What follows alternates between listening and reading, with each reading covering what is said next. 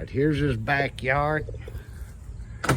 Right here, you got a little bit of brown patch fungus. You can see the brown circle still there. It's going to get all green. It's going to go into hibernation, but every fall, about late August, early September, depending on the temperatures, how much moisture's in the soil, it'll start peaking up, but it's going into hibernation now. In the area, if you look in the brown patch area, it isn't real weak and flat and matted down, so it's fairly thick still in that area, so that's a real easy peasy spot to get back in shape as we come out of the hibernation season. All right, let's go take a look at this big old spot I told you all about. Look right here. It starts right here to my right and all the way around. All this in here is weeds and a bunch of gunk, Bermuda grass. And naturally, when your St. Augustine gets weak, the first thing that's gonna happen is the weeds are gonna come up and Bermuda grass. Bermuda grass is a native Texan grass, so you're gonna see this stuff come up naturally when the St. Augustine gets weak. In the area, you see all these weeds. But what I'm looking for is, where's the St. Augustine at? Because that's what I'm gonna get to work in that area. If you look to my left right here, you see that St. Augustine all the way around this spot. And there's a threshold of what you can get back and what you can't get back, depending on how much St. Augustine is surrounding the area. Some people want to reside it. Of course, that's the quickest way, but a lot of people don't want to invest that money on all that sod and all that work that it takes to get it to, get it to fill back in. So they want me to fill it back in without them having to pay the money for the sod.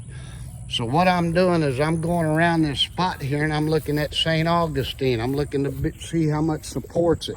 Then I'm gonna go into the center of it and I'm gonna look and see if I got any sprigs or runners running through this.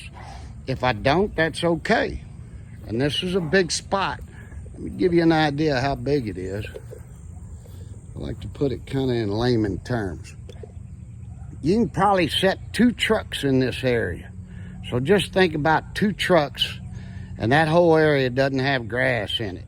So I'm gonna take the grass that surrounds that dead spot and I'm gonna get it to move in there by aerating it, fertilizing it, keeping the mower off of it. I'm not worried about the weeds in it. You come in there and put weed control right now, it could be stressing the grass that's in there and stop it from growing, so you're kind of setting yourself back. Don't worry about the weeds so much. All right, let's go take a look around here. If you look across here, you got a little bit of everything growing here. You got Bermuda grass, got St. Augustine, you got weeds. A lot of these weeds are gonna start dying off on their own as it gets hot. That's gonna be your broadleaf weeds. As you get this St. Augustine thick and healthy, look around here. He got some thick stuff right there, all in there. All right, now let's come and look at this spot. It's just like that last spot we looked at. Sparse. A little bit of grass here, a little bit of grass there. See all that St. Augustine running in there? Well, that's what I'm gonna work with and get that healthy and thick, and it's gonna choke out all this stuff and fill in. But this lawn right here is gonna be a perfect example of kind of what I inherit and what I've been doing for 35 years and what I've been getting back in shape for people. So stay tuned. This is Mr. L's yard. I got permission to put him on YouTube, so let's see what I can do with this yard. Y'all stay tuned. Thanks for watching.